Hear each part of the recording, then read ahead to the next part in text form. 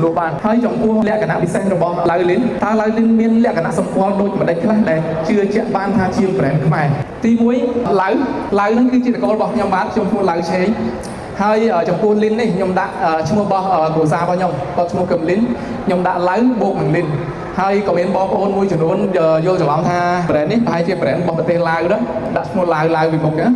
គេស្មានតែឡាវតែតាមពិតគឺជា brand របស់ខ្មែរទេចំពោះទី2ឈ្មោះខ្មែរហើយម្ចាស់អាជីវកម្មគឺជនជាតិខ្មែរបាទគឺយើងខ្មែរទាំងអស់បុគ្គលិកក៏ខ្មែរជាដេក៏ខ្មែរគឺខ្មែរមួយស្ថាប័នតែម្ដងហើយចំពោះទី3ដែរនៅក្នុងប៉ាយខោរបស់យើងនេះគឺមានដាក់អក្សរខ្មែរដាក់ថាស្នាដៃខ្មែរពាក្យថា made in Cambodia នៅលើនឹងផ្ទាល់តែម្ដងហើយចំពោះការវេចខ្ចប់ផលិតផលបងប្អូនខ្មែរយើងមួយចំនួនតែងតែគិតថាខ្មែរយើងគឺវេចខ្ចប់អត់ទាន់ស្អាតតែអានេះខ្ញុំមិនចង់និយាយថាស្អាតមិនស្អាតទេក៏ប៉ុន្តែអានេះខ្ញុំចង់បង្ហាញប្រាប់បងប្អូនប្រអប់នេះគឺជាការវេចខ្ចប់របស់យើងការ version ដំបូងយើងចេញមកដំបូងហើយគឺយើងមានថង់ frozen បែបនេះហើយចំពោះថង់នេះដែរ